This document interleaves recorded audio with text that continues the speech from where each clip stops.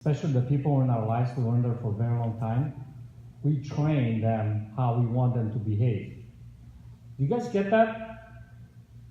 Like a certain person does this all the time, right?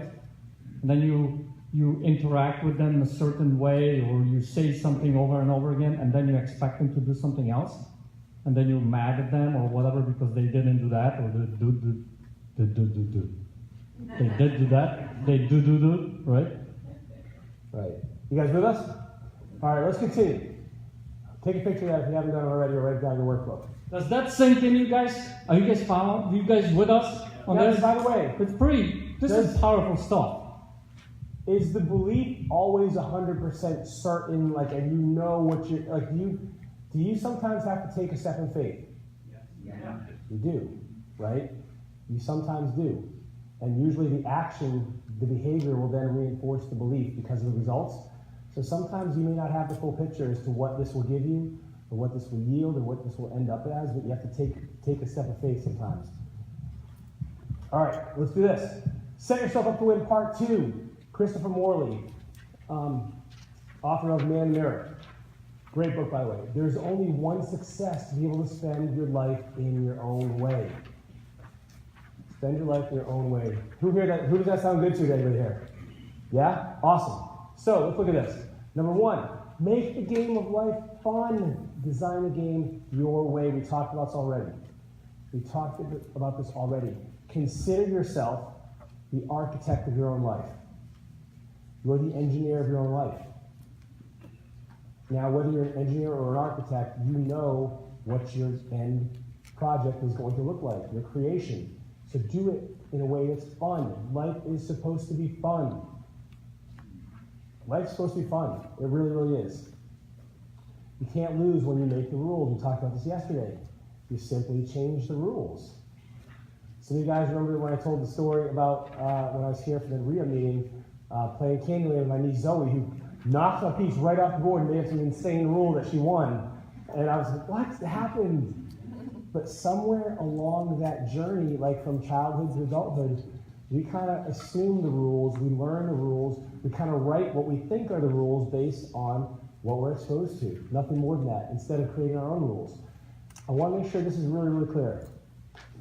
Lifeonaires don't lower the bar. We are not talking about being lazy, being a worthless contributor to society, being a drain on those around us, being unfulfilled and not having purpose in life. We're not lowering the bar. We're pursuing true prosperity. So what does this look like? So true prosperity for us, let's unpack that a little bit. True prosperity is how we define our vision in a way that's relevant for us.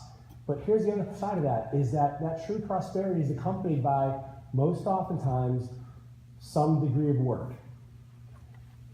I've had the experience of seeing many people get on this journey where they believe that their vision is to retire on a beach somewhere and just sip margaritas for the rest of their life and kick toes, toes in the sand kind of things. Let me tell you how that most often goes. And by the way, we're in Appleton, and I shared this story about Tim and Josie, 2 students, who this was on their vision for a long time, to retire at the beach. Well, 3 weeks in, Tim is going nuts. He's like, all right, 3 weeks was good. I feel refreshed and rejuvenated, but I need to do something. Like, any guys in here or women ever feel that way? Like, you can't, yeah.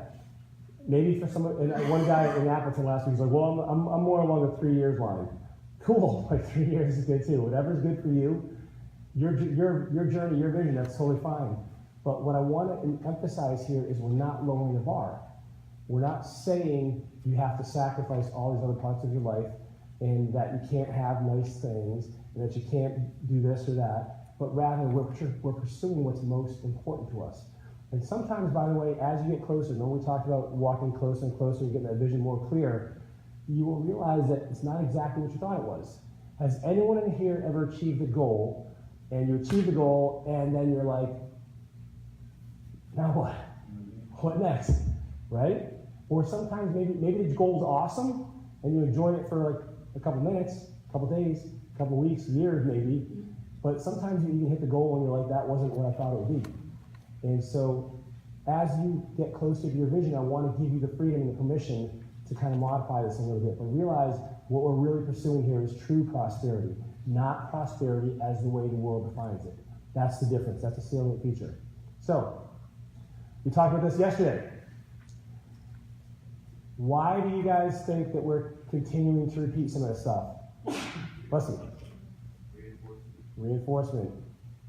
Repetition is the mother of learning. Okay? So we want to say this stuff more than once that we really make sure that it sinks in. A failure to plan means accepting the world's plan for you. How many of us live by default rather than by design? I'd encourage you to think about that. Do you take the same path to work every day? Is every part of your life just a slight variation of the day prior? That you might be on default if that's the case. I'd encourage you to look at that. Jim Rohn, if you don't design your own life plan, chances are you'll fall into somebody else's plan, and guess what they have planned for you? Not much. Not much. We're not talking about a business plan. Again, this is a life plan. Business is the what? Someone yell it out what we talked about yesterday. Business is the what, and then life is the what? Business is the vehicle, life is the destination. You guys got it. Yep. So, it's the life plan. If we're going to begin with the end in mind, we need to know what the life looks like, what that vision looks like. Here's Jenny and Nikubo. Jenny and awesome